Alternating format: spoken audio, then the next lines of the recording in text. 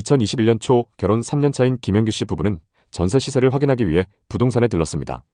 그때 부부는 동탄 신도시에 전세로 살고 있었습니다. 부동산 사장의 이야기를 듣고 너무 충격적이었는데요. 2019년 2억 5천만 원이었던 전세 시세가 2년 사이 1억 5천만 원 올라서 4억이 되어 있었습니다. 그때 중개사의 말을 듣고 큰 고민에 빠졌습니다. 차라리 그 돈이면 대출받아서 집을 사시는 게 이득이에요. 지금 사두면 2억은 기본으로 벌 수 있어요.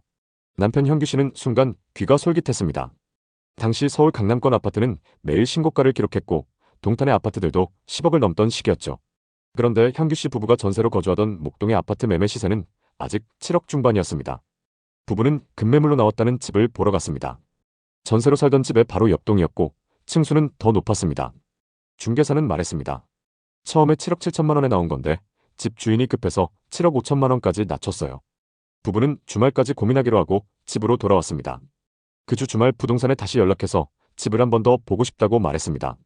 하지만 돌아오는 답변은 부부를 더 불안하게 만들었습니다. 고객님, 그 집 싸게 나온 집이라 이미 계약이 됐어요. 다른 매물 나오면 연락드릴게요. 좋은 기회를 놓쳐버린 것 같아 너무 아쉬웠습니다. 전세 만기 시기가 3개월 앞으로 다가왔고 점점 조급해졌습니다. 그러던 와중 부동산에서 연락이 왔습니다. 같은 동에 7억 6천만 원짜리 집이 나왔다는 연락이었죠. 이번엔 절대 놓치지 않겠다는 마음으로 바로 가계약금 500만 원을 송금했습니다. 그렇게 전세로 살던 아파트를 매매로 구했고 현규 씨 부부는 2년 거주하고 집값이 오르면 팔 계획이었습니다. 2021년 가을 동탄의 부동산 시장은 그야말로 폭등 그 자체였습니다. 부부가 계약한 아파트의 호가는 9억, 10억까지 올랐습니다. 10억에 팔면 다음은 어떤 집을 살지 고민하면서 행복한 나날을 보냈습니다. 하지만 2022년 분위기가 바뀌기 시작했습니다. 연속으로 금리가 인상됐고 현규 씨의 변동금리는 2.22%에서 4.7%로 뛰었습니다. 5월 이자는 84만 원에서 182만 원으로 2배 넘게 늘어났죠. 동탄 부동산 커뮤니티는 갑자기 조용해졌습니다. 더 이상 호가 스크린샷은 올라오지 않았고 대신 이런 메시지들이 등장했습니다. 전세 세입자가 나간다고 하는데 갱신 청구권 안 쓴다고 하네요. 호가를 1억씩 내려도 문의 전화 한 통 없어요. 2023년 1월에는 해당 아파트에서 5억의 매매 계약이 체결됐습니다. 1년 반 만에 2억 6천만 원이 하락한 거죠. 부부는 너무 후회됐지만 이미 돌이킬 수 없었습니다. 25년 현재 현규 씨네 아파트는 6억까지 회복했지만 아직도 1억 6천만 원이나 손해 중입니다. 동탄 신도시는 대출 비율이 높기로 유명한 곳입니다. 그 중에는 상승장에서 영끌에서 투자한 사람들도 많이 있는데요. 지금부터 동탄 신도시의 부동산 시장 분위기와 앞으로의 전망을 살펴보겠습니다. 동탄은 상승장일 때 전국에서 가장 핫했던 지역이었죠. 모두 동탄을 주목했고 아파트 가격은 하루가 다르게 치솟았습니다. 그때 동탄에 집을 샀던 사람들은 어떤 기분이었을까요? 부동산 시세를 확인할 때마다 가격이 더 올라 있었고 조금이라도 망설이면 기회가 사라질 것만 같은 분위기였습니다. 지금이 아니면 못 산다는 심리가 시장을 지배했고 실수요자뿐만 아니라 갭 투자자, 단기 투자자까지 몰려들었습니다. 그렇게 수많은 사람들이 대출을 끼고 동탄의 아파트를 샀습니다. 하지만 지금 그때의 기대는 완전히 사라졌습니다. 오를 때보다 더 빠른 속도로 떨어지고 있는 것이 바로 동탄 집값입니다. 누군가는 말합니다. 이제는 바닥이지 않을까? 그러나 현실은 그렇지 않습니다. 동탄의 아파트 가격은 여전히 하락을 멈추지 않고 있습니다. 3억 6천만 원, 2억 7천만 원. 화성 동탄 아파트 두 곳의 하락 금액입니다. 상승장일 때 동탄 아파트의 매매 계약 사례를 보면 화성 현지 수요자들보다 다른 지역의 투자자 비율이 더 높습니다. 특히 30대 투자자들 비율이 월등히 높은 지역인데요. 신도시 택지 개발 사업과 GTX, 고속도로 개발, 그리고 삼성전자 일자리 등 대형 호재들로 많은 분들이 투자했던 곳이기 때문에 그만큼 가격이 많이 올랐습니다. 그런데 지금은 상황이 많이 달라졌습니다. 수요자들이 계속 매물을 내놓으면서 현재 동탄에는 정말 많은 매물이 쌓여 있습니다. 화성 동탄 아파트 가격은 얼마가 적당한 걸까요? 먼저 최고가에 거래됐던 아파트를 찾아보고 이 아파트의 현재 시세를 확인해 보겠습니다. 고점 대비 얼마나 하락했을까요? 첫 번째 단지는 화성시 장지동 반도유보라 아이비파크 9차입니다. 이 아파트는 2017년식 689세대 최고 20층이고 주차 대수는 세대당 1.8대입니다. 동탄 호수공원 아래쪽에 위치한 아파트로 장지 IC가 가까워서 지역 내외로 이동이 편리합니다. 배정되는 초등학교는 서현초등학교이고 중심 상권에서 거리가 조금 먼 게 아쉽습니다. 거래 내역을 보면 전용 100일 타입 매물이 21년 최고가 9억 5천만 원에 거래됐습니다.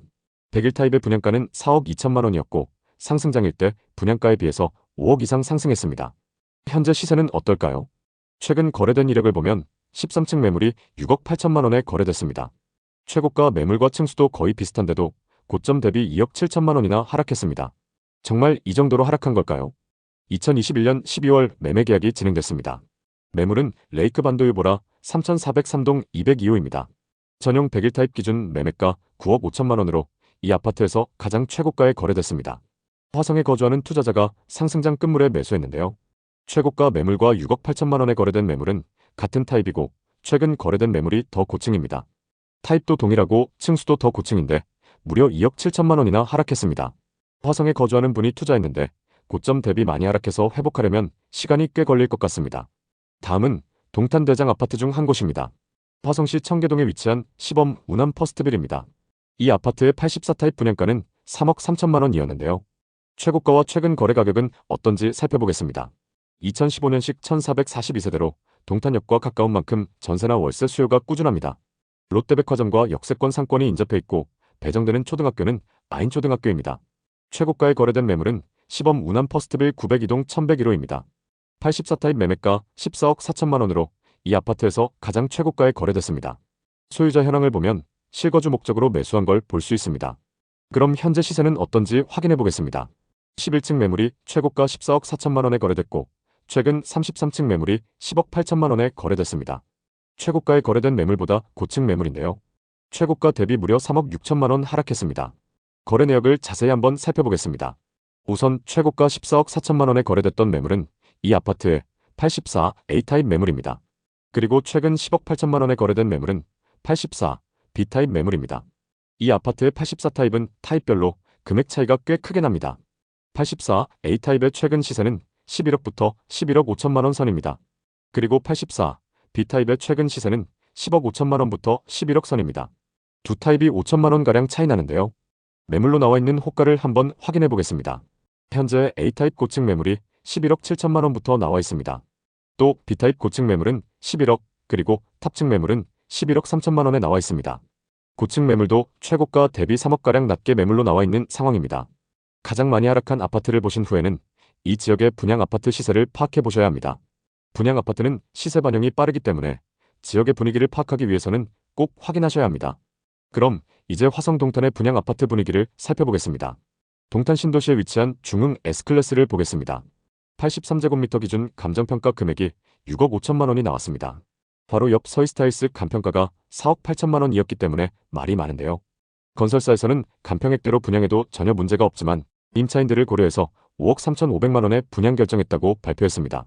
사실 이 정도 금액도 입지 대비 저렴하다고 판단되는데요. 결과를 지켜보시면 좋을 것 같습니다. 현재 화성에는 미분양 매물이 거의 없습니다. 23년 일부 쌓였다가 금방 소진되면서 현재는 적정 수준 이하를 유지하고 있습니다. 미분양 매물이 적다는 건 좋은 소식입니다. 앞으로 공급은 어떨까요?